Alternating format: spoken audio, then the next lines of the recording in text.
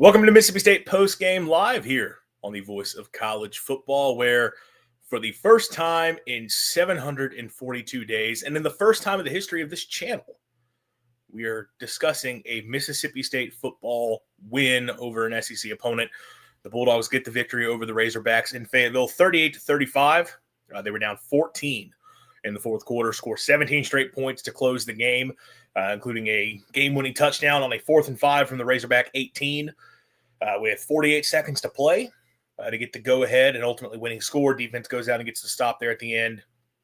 At long last, our long national nightmare is over. The Bulldogs have won a conference game. They have a winning record going into the final 3, I guess it's 4 weeks of the season technically, but final 3 games of the season, have an opportunity to a bowl game. They did the one thing that they've not been able to do. They did the one thing I said they couldn't do because I had zero faith in this team whatsoever. And hey, good for them going and getting it done and making me look dumb. I'm all for that.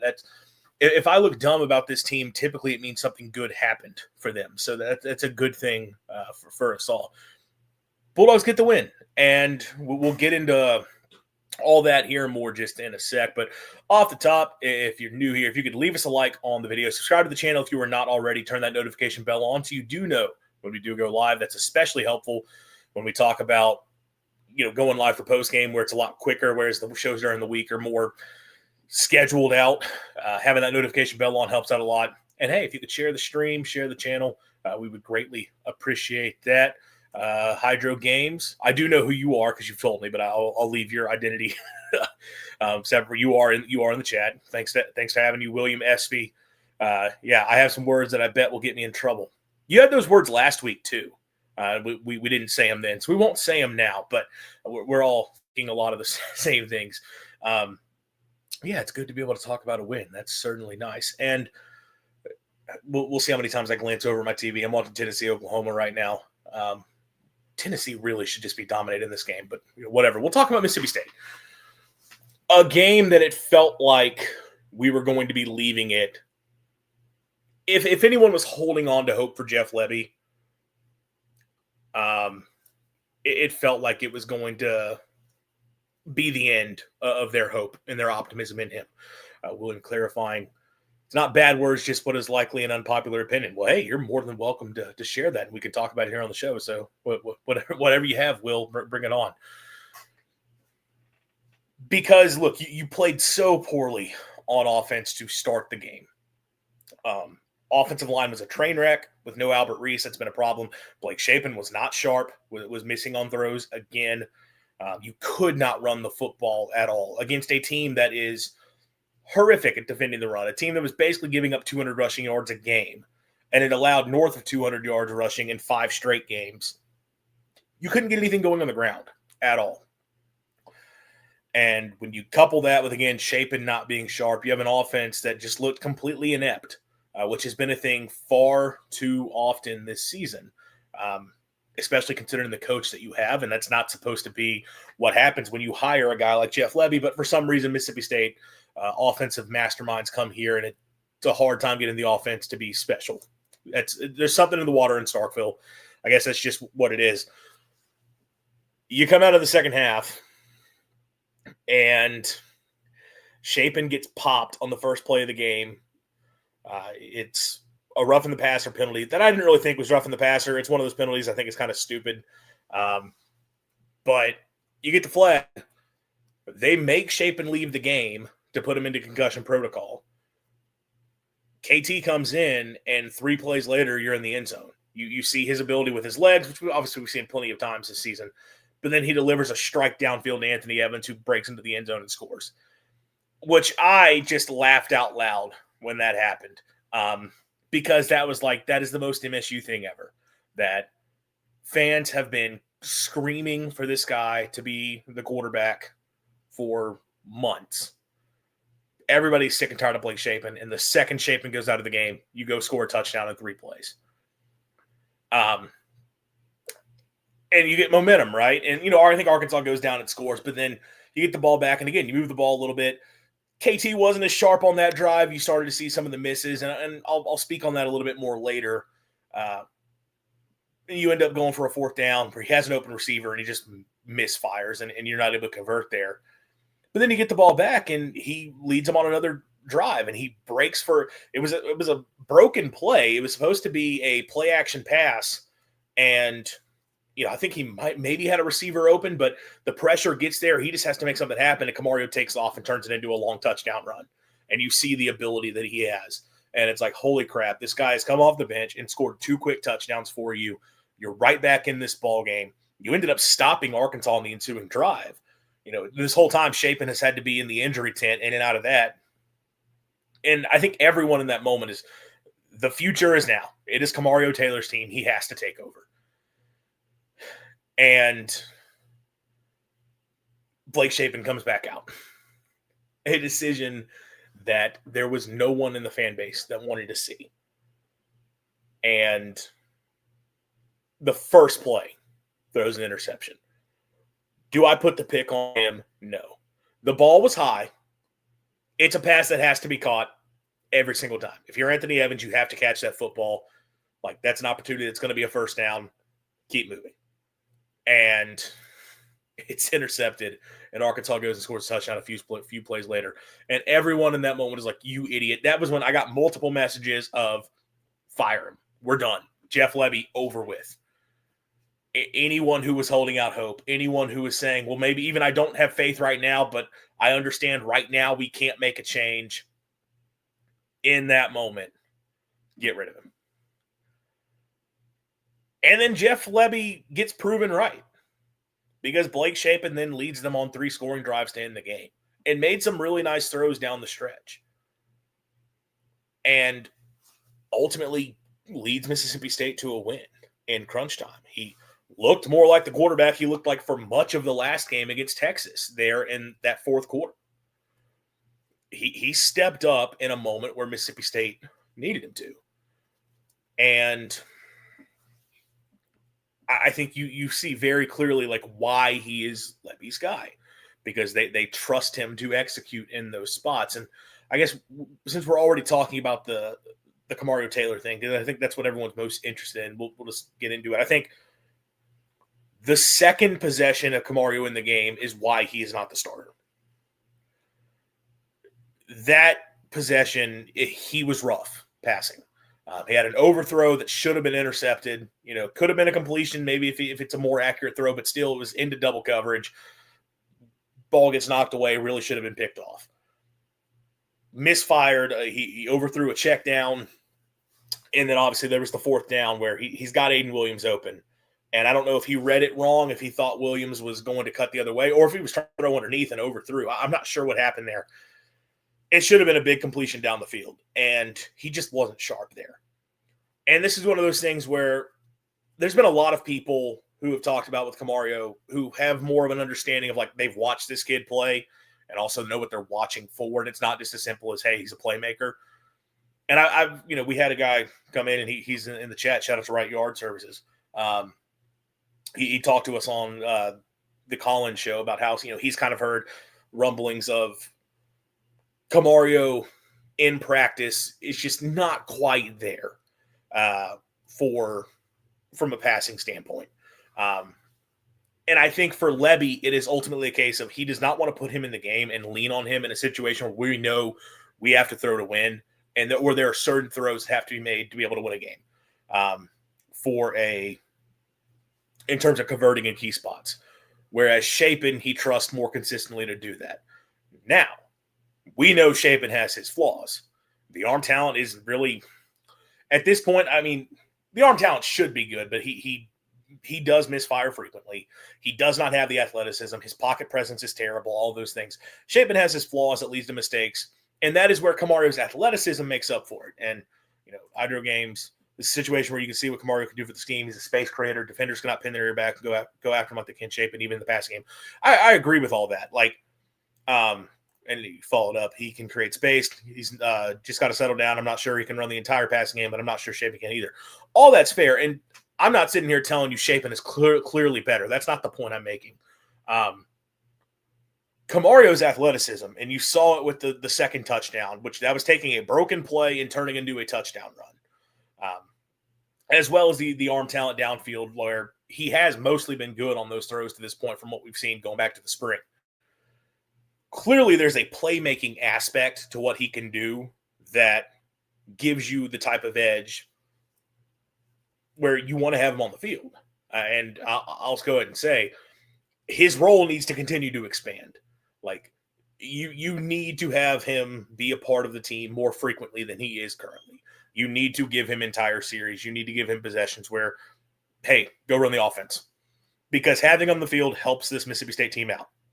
I know Hydro pointed out earlier that having him in helped the running game a lot. Yeah, Camario ended up as your leading rusher. 6 carries for 55 yards and a touchdown in this game. Bothwell, 12 for 25. Shapen ended up positive, 10 for 16. He had a couple good scrambles in this game. Did have one designed run that was for decent yardage. Anthony Evans took the 1 carry for 16, and then Booth, 7 carries for 5 yards. Not a great day for him on the ground. Did have a touchdown and a touchdown catches. So it wasn't a bad day for Devon Booth. Having Camario in obviously helps because when you have a quarterback that is that type of threat in the run game, it evens out the numbers. Obviously, it gives the defense someone they have to account for, all those things. Certainly, having the dual threat helped them out quite a bit. I also get the consistency of Shapen from a pass game standpoint. When he is locked in, and I guess that goes against the idea of consistency, but when he is locked in, he is someone, if you're telling me game on the line and I need you to go down and drive, I actually do trust Shapen more right now. And I think that's where Levy still puts the confidence in him. That's like that second drive, and you don't want to put too much into it. It's because it's the guy, it's his first real action, second drive on the road in the SEC. I'm not sitting here telling you, looking at that drive and saying that's just who Camario Taylor is. I can see that from that possession, though. It's like, okay, like I think Levy recognizes this team. There's too many situations we get in where we have to throw the football. Not having a quarterback you can trust in those spots yet is difficult. But the role has to expand. He's too talented to not get on the field as much as you possibly can, while still having. At this point, I'm basically advocating for a 2-quarterback system, which I know people have their feelings on that. But for this team to be as disjointed offensively as it has been for much of the season, I don't think having 2 quarterbacks rotating would be suddenly so much worse. Reese makes the comment, I'm a little concerned with how bad our run game was today. And he follows up talking about Albert Reese for MVP. That does concern me quite a bit. And Arkansas was playing to take away the run. It was a lot of load in the box. It was a lot of single high safety and a lot of saying, like, Shapen, beat us with your arm. We're trusting that we'll be able to get pressure on you, and we're also not trusting you can consistently do it. And to be fair to them, like they didn't get a ton of pressure in this game, really. Like State, well, from a pass protection standpoint, State's O-line did okay, all things considered. This isn't a good pass rush they're facing, but Arkansas has a couple guys who are okay. Run blocking was terrible. Yes, Arkansas was trying to take away the run. It's one thing if it's like they're loading the box and it's just you have free runners coming to the running back making plays. This was a situation where like defensive linemen were just whipping State's O-line up front. Like I didn't feel like it was a case of like, again, like safety, second level players coming down and making stops. Arkansas defensive linemen were winning their battles at the point of attack and not allowing State to get anything going. State couldn't, you didn't get to the second level on half those runs. So like that's a problem when you're facing a team that gives up rushing yardage in the way that they do and you can't get the run game going. With Fluff Bothwell back in the lineup, it's a concern. And obviously, as we talked about, when you had Camario in there, it helped because that quarterback run threat is legit. But that is a worrisome thing from this offense. Change the subject. I do wonder if we win the game if Aiden Williams actually catches that ball late. Which one did he – I remember a drop. I'm trying to remember which one you're referencing. So I think Aiden had a couple of drops in this game. Oh, was it the third down throw? Yeah. I don't know. That's fair because I guess if you're saying if you're in close proximity to the goal line, I think we have a lack of success. A lot of our rushing success is bouncing our runs. Arkansas exposed that. Yeah, it is. State has mostly been good. The drop on third down. I know we're going back and forth between a bunch of things, but hey, it's a live show. We can do that. State does a lot off of outside zone, and a lot of it is sealing the edge and getting around, which Albert Reese is really good about that, which is where not having him hurt you. Also, like inside run, it tends to be, press to the middle and then bounce it outside because of the way defenses try to play State. And yeah, Arkansas took advantage of that quite a bit. They definitely did a good job of containing the edge and not letting State get to the outside. Made a big difference for sure. Overall, though, State just didn't run the ball. Like I expected this team to have a huge day on the ground, and they just didn't have it at all, which is a little bit worrisome going forward for sure. You hope you get Albert Reese back because I guess it is night and day with him in and out of the lineup. But I mean, God, like you can't run to the left and have success either, which I don't know. Which I guess that is one of those cases of it's mostly been Javen James at left tackle, and you had to play him at right. So is it a Jimothy Lewis thing? I don't know. State's guards didn't play well either from a run game standpoint. It just was not a good day for Mississippi State running the football at all, which is very concerning for the defense you played. You hope you can bounce back from that moving forward. Overall, State's receivers made some plays. Brennan Thompson, that catch was huge. That fourth down, I mean, you don't win the game, obviously, if you don't have that. Great play made by him. Anthony Evans, obviously, with 2 touchdowns in this game. Really big day for him. 5 for 111, 2 touchdowns, 6 for 107 for Brennan Thompson. Bothwell had the one long run. Booth caught a touchdown. Traore caught a few passes. I wasn't able to get much going. Aiden Williams, not a good day for him. Got 1 catch to Cam Ball, of all people, which was kind of random. But yeah, didn't get – they tigered at Aiden a few times and weren't able to really get him going. So, but I mean, your top 2 guys have stepped up. I have really grown with my opinion on Evans and Thompson. Not that I've ever thought they've been bad players, but something I've talked about on the show, because clearly they're good players. But what I've talked about is I wonder if there are guys that you can trust in like a third down situation, like, hey, this guy just goes up and finds a way to make a catch. This guy finds a way to get open and converts. And to be fair, there have been a few drops. But they are becoming that player where it's not just a case of taking shots down the field or get the guy the ball in space and they can make a play, but 3rd and 10, they're really not going to have success. They've really emerged. Like that group has been really impressive. You got the weapons on the offense. If you could just figure out offensive line and get some consistency at QB, this thing could be a whole lot better. Was not the best day offensively overall, certainly. You only put up 388 yards,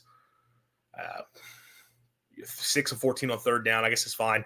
3 of 4 on 4th down, those key plays. 5.5 yards per play. Okay, not impressive considering the opponent. Hydro points out they both 900+ yards this year. Like, yeah, they could have legit 2 guys like put up big numbers, which has been really impressive for them. And one of the topics of the offseason was the importance of a true number 1 receiver, and how often that tends to be a thing for college offenses, that you've got to have that guy who is it tends to be having that one true playmaker. Defense's fears opens up everything else for everyone. And it was a question, does State really have that guy, or do they have more just set role players? I think at this point, they genuinely have 2 guys that are legit threats to defenses, which I know it's obvious. You look at the production, but those guys have turned into real big-time receivers for Mississippi State, which has been huge. Look, again, not the prettiest day offensively.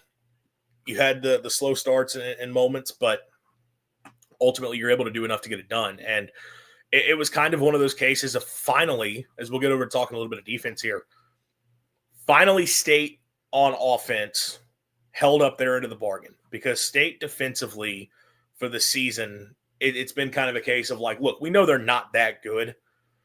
They're really not. They give up a lot of yards. They give up points. They're not a great defense. Arkansas was able to run all over them with a ton of success. They can't defend crossing routes down the field for whatever reason. They don't get a lot of pressure. Like, there's clear flaws with the defense. But they continually find ways to make enough stops per game to be able to give the State a chance to win. They made enough plays for Mississippi State to win the game against Florida. They made enough plays, I thought, to win the game against Texas. I know the end of the game fell apart, and I think some of how Hutzler called the game in the 4th quarter against Texas I didn't love. But ultimately you had done enough, and that was more a case of like State's offense couldn't keep things going at the end. You go back to the Texas A&M game. Like, they played really well in that game for 3 quarters. Tennessee, they got 20 points in regulation. So, like, this defense has continually done enough to give the offense a chance, and the offense in these last 4 games, it's just been not being able to do enough when you ultimately needed them to do enough. This time, again, you give up a lot of yards on defense. 433 for Arkansas. Ran the ball really at will. 239 rushing yards. 19 carries for 116 for Mike Washington. Taylor Green was pretty effective running, although he lost some to sack yardage. They had the big receiver run for 41 yards. Ton of success for Arkansas running the football. And they were able to really hurt Mississippi State. Like, they kept running outside zone over and over and over again. State couldn't handle it at all. Did the defense really play bad, or did Arkansas play that good? Commentators mentioned that Arkansas was just running the same play over and over. Yeah, no, they were running outside zone a million times because State couldn't stop it. I mean, I don't know if it was so much saying State played bad. I think it's more of State is not Arkansas is a good offense, to your point. Yes, Arkansas is a very good offense. And we do have to point out, I mean, this is an Arkansas team that put up, 34, 38 on the board against Tennessee, and then 42 against Texas A&M. Yes, Arkansas is a good offense. It was less State playing bad and more that Arkansas is good, but also State is just very limited with what they're able to do, and Arkansas was able to run the football pretty effectively on them and have a lot of success.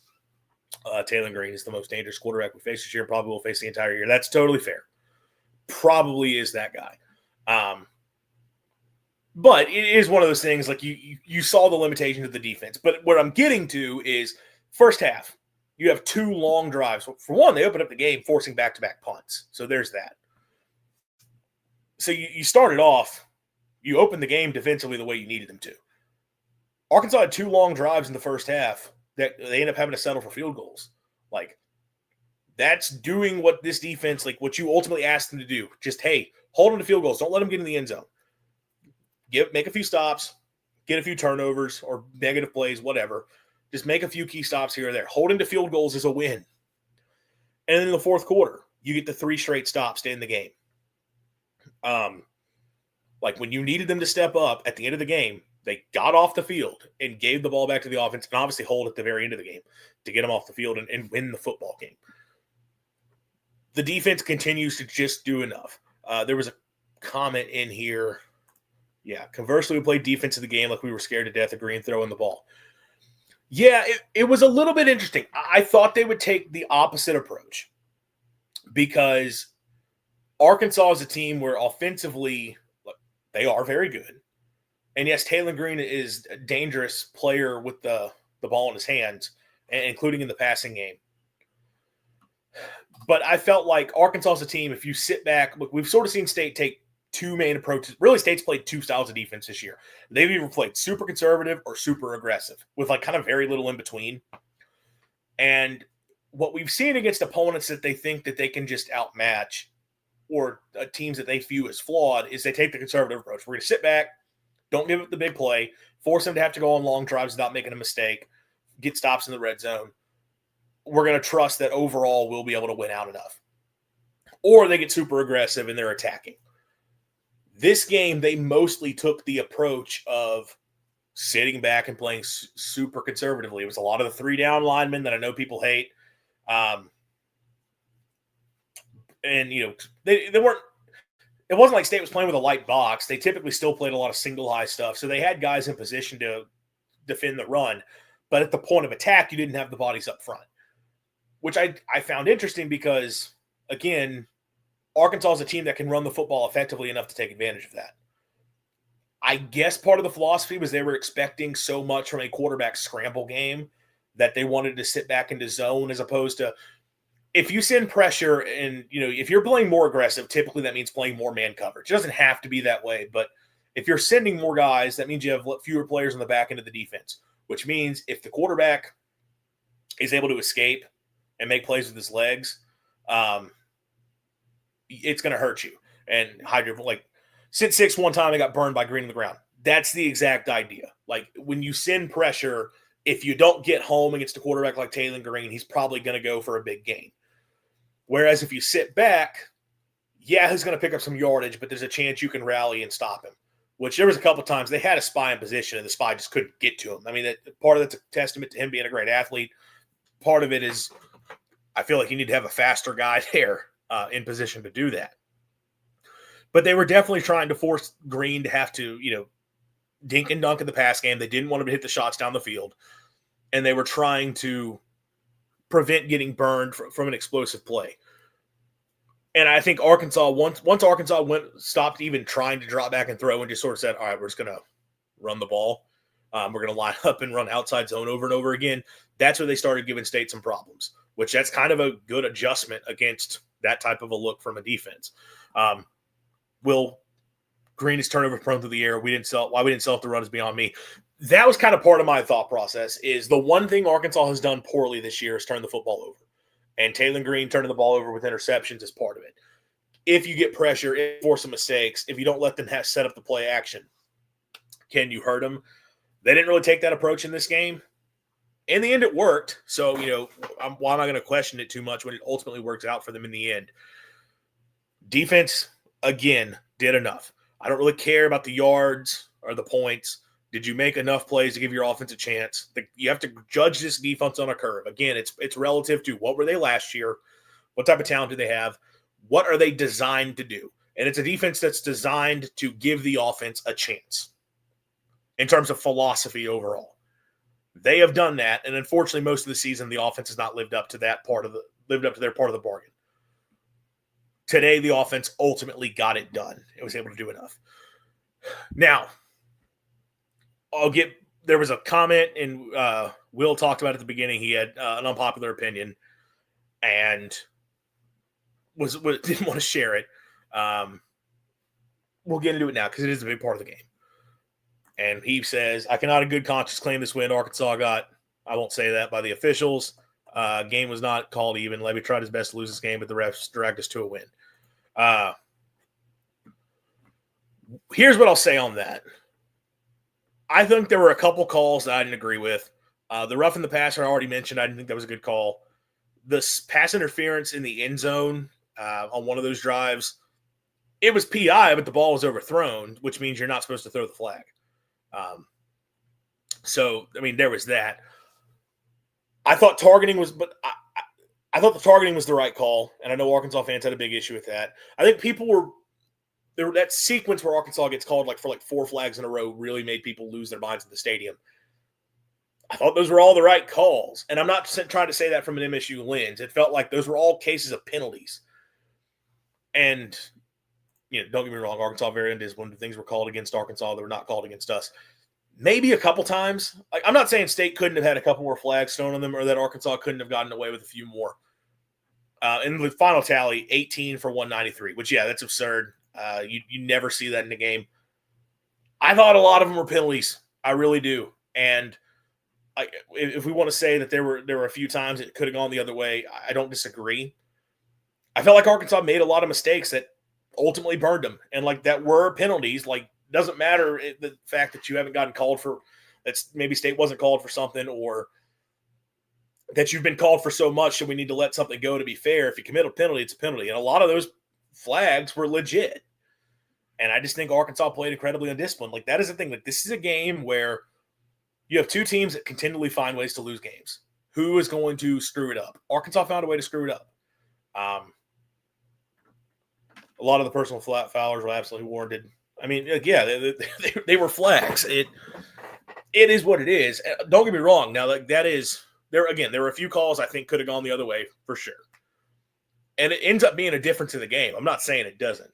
But I also think a lot of it, Arkansas, I really think has themselves to blame for a lot of that. It's about time someone beat themselves the way we beat ourselves this year. That is the crazy thing. Is State has been the most penalized team in the SEC. They were dead last in the SEC, over 8 penalties a game, over 70-something yards a game, 4 penalties for 30 yards. Were there a couple times State could have gotten away with something else or could have gotten called for something else? Probably. But overall, State didn't make the mistakes. Now, Will makes a point that I do think is worth getting into. Bottom line is that I don't want to win like that. I am not going to sit here and pretend that my viewpoint of this team has changed off of this win. And yeah, like the penalties happening is a part of it. Like Arkansas is an incredibly flawed team that finds ways to beat itself. They made a lot of dumb mistakes, and it lost them the football game in the end. It was less Mississippi State going out and taking the win, and that Arkansas really just gets in their own way. Like Mississippi State could have easily lost that football game. And again, if Arkansas doesn't shoot themselves in the foot, they probably do. Winning this game does not suddenly make me think Mississippi State's figured everything out. We already talked about the flaws offensively. The defense is what it is.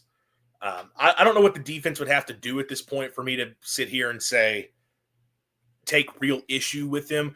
I mean, I didn't like what they, like I said earlier, I didn't like what they did in the fourth quarter against Texas. They continued to play super aggressive against Texas once Texas started to pick up the pressure and gave Manning enough time to hit those shots down the field. That's the time where I think they should have gone more conservatively and slowed the game down, forced Texas to have to go on long drives. Maybe Texas doesn't get enough possessions to be able to come back and win that game. That was kind of the one time this year where the defense has done something where it's like, okay, I don't agree with that call or calls in the way that you were handling the game. For the most part, the defense has done enough in every single game to win, though. And again, it's all relative. So I can look at the defense as a whole and be happy with what I've seen from them. And I thought they did enough, and they're probably going to do enough the rest of the way. Can you figure things out offensively? Can you continue to not shoot yourself in the foot? This is the one game where they really didn't. They didn't commit a bunch of penalties. You didn't win the turnover battle. You were -1. But that pick, I mean, it's a drop pass. Yes, Shapen threw it high. It's still a drop pass. It should have been a catch. You shouldn't have had an interception on a turnover there. This is probably the cleanest State has played all season, and what do you know? You end up holding up. Hydro. Defense has to blitz to get pressure for the most part. When you send extra guys, you leave space open. I would rather them run their sims to get there with 4. They would rather run their sims to get there with 4 while playing coverage. Yeah, I mean, look, they have to send pressure to get pressure. Like, they can't get pressure without it.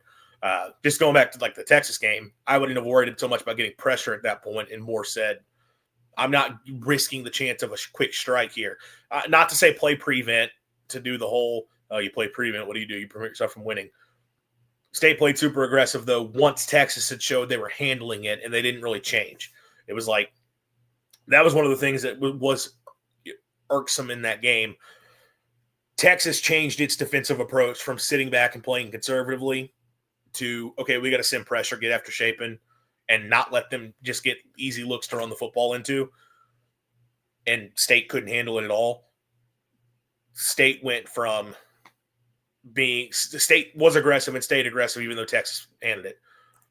Silla got there with a 3-man rush late. It was huge.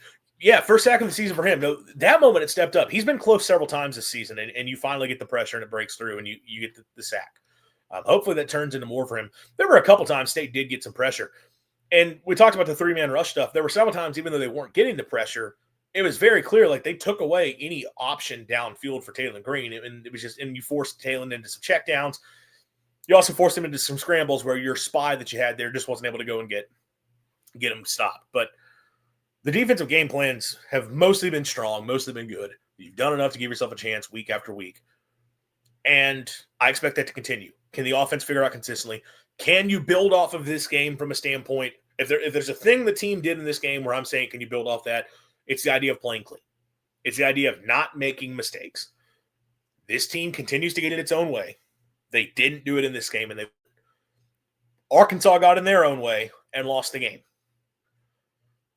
Did State really go in and take it? I don't know, but ultimately you finally did not screw up, and it was enough for you to be able to win the football game. You need to be able to build off of that. Like, that's going to be one of the big things for this team going forward is avoiding those mistakes. And if you can do that, then I think you got a chance to find another win. But that's kind of the big question with this team is, like, can they find another win the rest of the way? I don't know. You gave yourself a chance. And like that is the other side of it. There is the idea of, from a mentality standpoint, just getting the monkey off your back and getting it done. Does that finally get the mentality in the right place for your team moving forward, to where now there is a confidence of, we can go and do this. We're one win away. We're going to go find a win. That's like the next big thing. You got 5 wins with 3 games to go. Georgia is flawed. Georgia is very good, but you get them at home and they are flawed. Missouri is flawed. You got to go on the road. God, I don't want to deal with that pass rush, but their offense is not great. Can you go on a road and get a win there? And that's also in a weird letdown spot for Missouri because of where that game falls in their schedule. And then the Egg Bowl. I don't know how Ole Miss is doing right now against South Carolina. It's in Starkville. It's always close. Can you finally find a way? State has given themselves a chance. I don't think I'm going to suddenly change my prediction. I think they're going to find another win. I think I said, like, after last week, I think I made the comment on here. I know I told some people, while I can't predict a single win, they're going to win one. And inevitably, it's going to be a situation where they are going into the Egg Bowl 5-6, needing to win the Egg Bowl to get it done. I hope that's not the case. I hope they just have a 6th win going into the Egg Bowl, because I don't want it to be that situation. Will updating us 2014 Ole Miss at the end of the 3rd quarter. So they're close to South Carolina. That is actually a battle. They've given themselves the opportunity. Hopefully they can rally the troops and find a win. If you can get to 6, that is a huge success. And I know preseason we talked about 5-7 would be an objectively good year for this team. Like, with considering the schedule, considering all they've gone through, getting to 5 wins would be a massive success overall. It's just one of those things where looking at games on paper versus watching them is a different story. And we all know State just continues to find ways to lose football games. You should have multiple other wins at this point. And instead, it's a matter of, can you find that last one to get bowl eligible? But I think if you do that, that kind of rights a lot of the wrongs. Like, bowl eligibility for this team would really, I think, end a lot of the frustration. Like, there would still be some questions, but it would get you back to a point of, like, okay, got to a bowl in year 2, and then you look at the pieces for next year. I don't want to start naming off names because we know that guys are going to hit the portal. That's just a part of it. But in theory, you think you could have a really good group and a lot of experience back next year, and a lot of talent, legitimate talent. You start having optimism Jeff Lebby's actually turning this thing around. Missouri's down to their number 3 quarterback, stack the box against them, and I don't typically like stacking the box either. Are they down to number 3? I know Pribula had the issue, but yeah. I mean, well, even when Pribula was in the game, the reality for them was if Ahmad Hardy wasn't running, Missouri's not good enough. Pribula is the type of quarterback that when you can run option, run play action, successful, if he has to beat you with his arm, he's not there. So, yeah, that's a team where I think is taking away the run, kind of regardless of who's playing a quarterback, makes a lot of sense. They're winnable games. There's not a game left I can say State can't win. It's just, can they find a way to do it? But again, preseason 5-7 would have been a massive success. But if you get to 6-6, that ends any kind of question. They run outside zone better than anyone would see them on Missouri. Yeah, and after Arkansas handled it today, that'd be that. It's not a great matchup. They're going to need a different game plan for how they handle that scheme specifically than they did today, for sure. 6-6 going to a bowl. I think everybody's on board looking moving forward. If you close the year at this point 5-7, I think it's still a lot more just questions with the way the season is played. Now, all that said, kind of the last thing to say here, Jeff Lebby just ended any speculation about whether or not he's going to be Mississippi State's head coach next year. I think it was 95% he was going to be back regardless of what happened the rest of the way. But if you had lost the game today, especially after the decision that happened that had everybody ready to see him gone in that moment, if you had lost that game today and then you lose out and it gets ugly down the stretch, there would have been a lot of pressure to make a move. I don't know if it would have happened, but there would have been pressure. Instead, you get the win. And if you told, I'll be honest, I think if you told a lot of people before the season Mississippi State's going to go 5-7, there's a lot of people who would have said, okay, yeah, I'll take that. Just because of where the schedule was at. I know there's a lot of you listening who it's like, no, anything less than a bowl was going to be a disappointment, because I think you just have that mentality, and that's fine. You can think that way if you'd like. Realistically for this team, though, preseason win total of 3.5, expected to finish dead last in the SEC, and just so many questions about the roster on both sides of the ball. 5 wins against that schedule. It's like, okay, you're winning a couple games you're not supposed to. Now, as Will says, the Arizona State, you didn't put Arizona State. Yeah, Arizona State, excuse me. That game raised expectations. Correct. I said that when it happened. Beating Arizona State, when you won that game, it became, okay, you're going to be 4-0. Like, you're going to destroy Alcorn, and unless you screw it up, you're beating NIU. If you are 4-0 with 8 games to play, and one of the teams you've beaten is a team that you've shown is supposed to be a good Arizona State team, you expect to find a couple more SEC wins the rest of the way. And to be fair, they should have already done it. You should have beaten Florida. You had a good chance against Tennessee. I don't really say you should have won that game, but, man, you had an opportunity. You had the Texas game won. And now you won today. Like, you should be at 6 wins at a minimum at this point already. Now it's a matter of so like that did raise expectations, and it wasn't. I don't think it was an unfair expectation, because we've seen the team the rest of the way. It'd be one thing if State had gone 4-0 and we were sitting here talking about raised expectations, and then every single week they were going out there, and it's like, man, they're just not there. Like, there's clearly just outmatched by these teams that they're playing. Then it would be, all right, we got ahead of ourselves. It's every single week they go out, and it's like, what are you doing? You had the game won. That's why the expectations were justified to be raised, and it's been so frustrating. See if you can end that frustration. But now at this point, again, Levy's going to be your guy. There's no question. The other side of that is, who the heck can we hire for fired, and the options wouldn't be great. No, and we've talked about that. That's part of why I don't know if he would have been fired regardless. Because if you're Mississippi State, I don't think you wanted to enter this coaching market whatsoever. Both in terms of where would your job be viewed in general from a desirability standpoint if you're making another change after just 2 years, plus all the other jobs that are open, attracting a high-level candidate was going to get very, very tough. It is really good for Mississippi State that you got this win to end any of that speculation. Honestly, and I know people are going to be just as ticked off if they lose out the year and it's, take an ugly loss in the Egg Bowl. All the griping is still going to be loud, but at least there would be no serious discussions or do they need to be doing this? It's good they got the win. Obviously. It was nice to talk about a win.